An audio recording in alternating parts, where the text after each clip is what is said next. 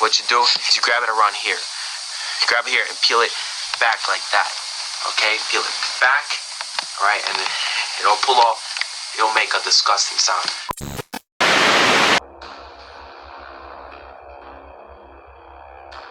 I'm sure you've heard of the 4 Dummies book series. Networking for Dummies, Finance for Dummies, even Italy for Dummies. But have you ever heard of 4 Morons, or more specifically, Grave Robbing for Morons?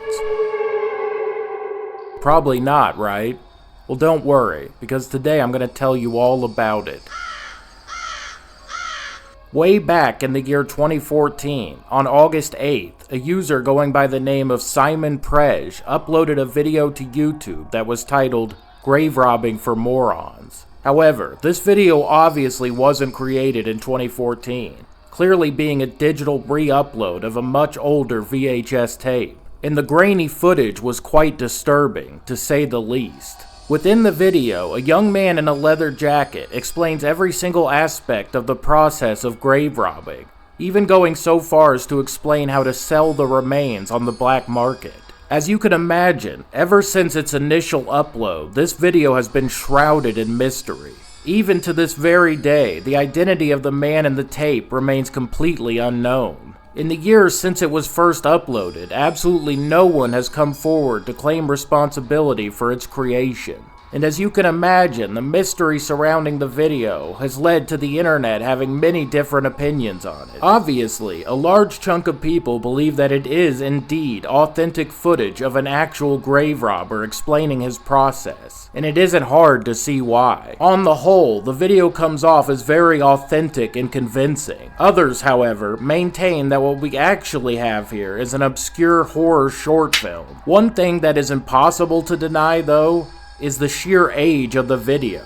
It's clearly very old. Posts about it on the internet can be found dating back to at least the year 2003, but it's likely much older than that. Judging both from the general aesthetics and items that can be seen on the tape in the background, it's likely that this video dates back to the late 80s or early 90s. Many different horror-related items can be seen in the video, such as old VHS tapes and magazines. This would seem to lend credence to the theory that whoever created this video was just a die-hard horror aficionado who set out to make something creepy. And to that goal, I'd say, well done. Mission accomplished. However, the human skull being so casually shown off in the video looks just a bit too convincing to be entirely fake. But it's towards the end of the video where things start to get really strange. At a certain point, the man on camera seems to almost mumble his full name out loud before catching himself at the very last moment. Okay,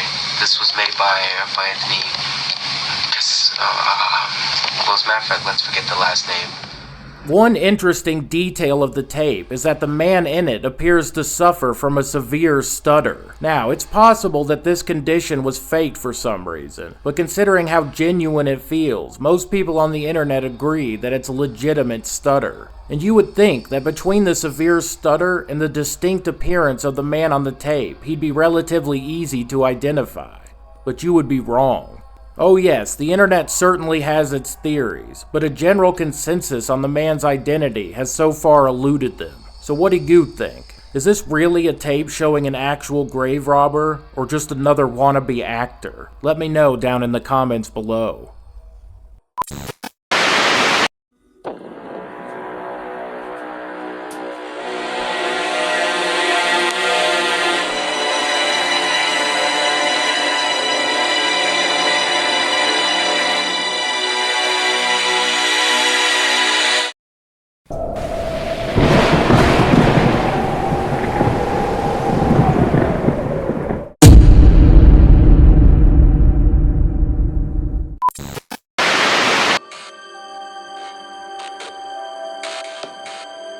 Worldwide, YouTube boasts 2.5 million active monthly users. To say that's nothing to sneeze at would be quite the understatement. However, most of these users never delve below the surface of the platform. To them, YouTube is just cute babies and funny animal videos. But we know better, don't we? Lurking just out of sight, where the regular user can't see, is a deep and disturbing underworld. Which brings us to this channel. Here we attempt to catalog all of this disturbing content for your twisted entertainment, whether it be true crime, dark rabbit holes, or everything in between. So if you're a fan of true crime or just darker content in general, then please stay tuned and subscribe to Cancel Happiness. Now let's get to it.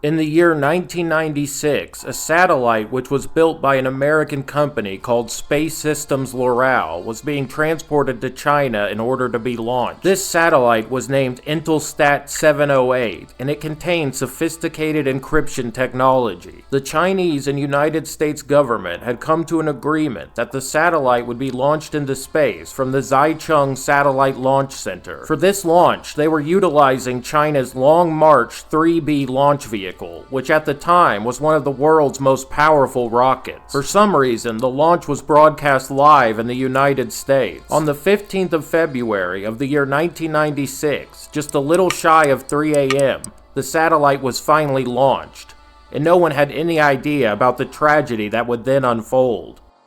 Only 2 seconds after its launch, the satellite began veering completely off course, and just moments later, the rocket smashed down to the Earth in a highly residential area. The force of the crash caused an explosion which was equivalent to 50 tons of TNT. Almost immediately, members of the company's security team were rushed to the disaster site, and this is where events began to get strange. Based on the testimony of multiple eyewitnesses, the Chinese military immediately roped off the scene, refusing to allow anyone to approach. Despite the huge swath of destruction caused by the crash, the Chinese government claimed that only 6 people had been killed, with 57 being injured. The United States government, however, viewed this low number with extreme skepticism. In their view, the Chinese military had cleaned up the crash site in order to hide the true toll on human life caused by the accident. And despite the sheer magnitude of this tragic event, it remains one of the least known space disasters in history, likely due to a Chinese cover-up. However, a recording of the event eventually did manage to make it to YouTube, garnering around 170,000 views. Within this video, you can clearly see the vast amount of destruction caused by the crash. Oddly though, at the very end of the video, things take a rather strange turn as the clip cuts to an American woman who is asking multiple choice questions of the viewer in order to prepare them for their trip to China. Here, see for yourself. It's certainly a vibe. This is a picture of A, a city dweller, B, a Yi person, or C, a Hughes program manager. This cheery multiple-choice quiz sure presents quite the severe juxtaposition to the crash footage. Strange indeed. Unfortunately, the comments on the video are shut off, and so there's no real way to delve deeper into this mystery. But I still must thank the uploader for posting this video. After all, it's important that the world doesn't forget this tragic event in history.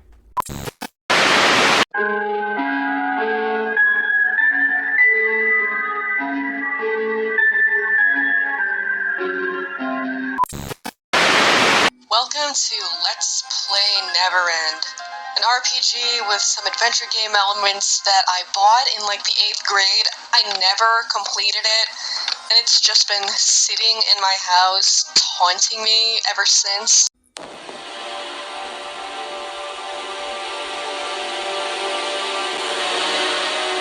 This might just seem like your average, normal, small YouTube channel, but hiding behind this facade of normalcy is a sinister secret. You see, this channel was owned by a young woman named Lindsay Savannah-Rath, and Lindsay was anything but normal. Born in rural Iowa, Lindsay always struggled to fit in. Her youth was spent mostly alone and friendless, being bullied on a regular basis by her peers. And so Lindsay, like so many others before her, turned to the internet in order to find a sense of community and belonging. On the 11th of July of the year 2012, Lindsay first created her YouTube channel. Her first 4 videos were of her favorite band, but it wouldn't be long before the young woman began uploading her first Let's Play series. Within this series, Lindsay played a video game titled Never End, and this would eventually span 18 separate episodes, lasting from the 26th of June to the 27th of September. Around this same time, Lindsay became an online moderator for a website called Twilight Sucks, going by the username of Blonde Guardian.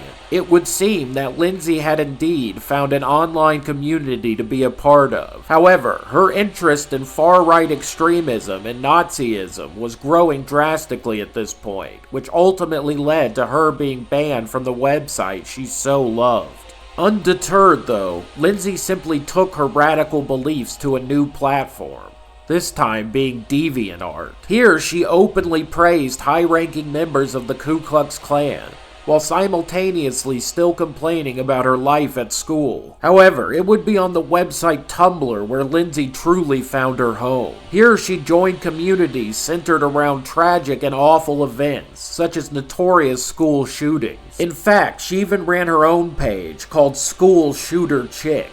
Here, she would upload images of herself alongside idolizing posts of mass shooters. Clearly, the young woman wasn't in the greatest headspace at the time. So, in an attempt to change her life and looking for a fresh start, Lindsay enrolled in a small art school. However, the majority of her life would remain relatively the same. While she wasn't really being bullied anymore, Lindsay remained an outsider. However, within these extremist communities she was a part of online, Lindsay would receive the praise and validation she was so desperately seeking, usually concerning her physical appearance. It was within this same period of time that Lindsay first met a young Canadian teenager named James Gamble. And unfortunately, James shared Lindsay's extreme beliefs, sporting a particular fascination with the Columbine school shooting. Together, these two were a disaster, serving to only radicalize themselves even further. Initially, their discussions were purely hypothetical, but it wouldn't be long before that changed. Alongside his friend from high school, Randall Shepard,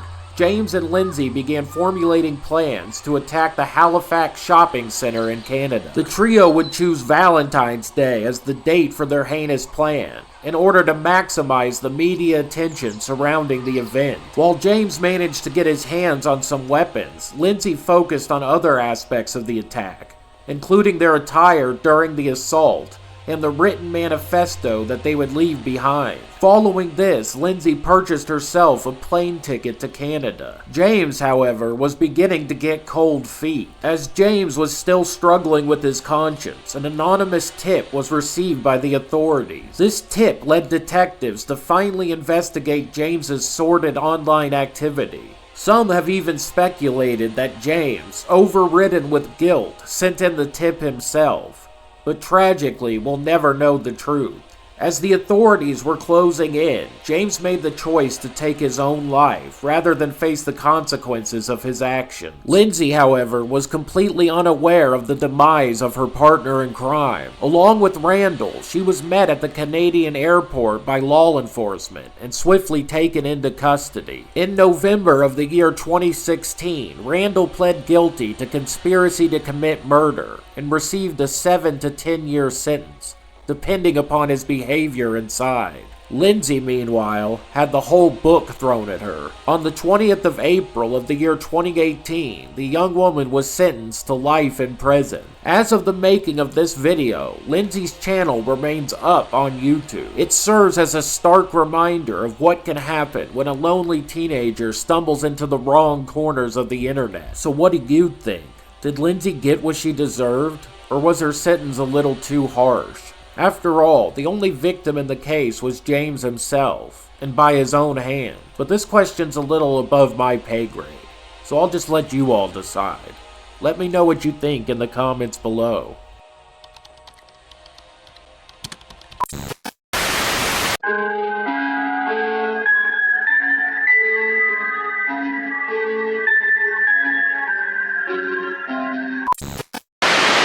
Well, that's a wrap on today's dive into YouTube's darkest rabbit holes. It's wild to think how much is hidden beneath the surface of this massive platform. With billions of videos uploaded and endless channels lurking in the shadows, we've only scratched the surface of the secrets that YouTube holds. But don't you worry, we're just getting started. There's so much more to uncover, and you know we'll be back to find it all. So make sure you subscribe, hit that bell, and stay tuned for more deep dives into the depths of YouTube's most bizarre corners. Who knows what we'll discover next? Until then, keep digging.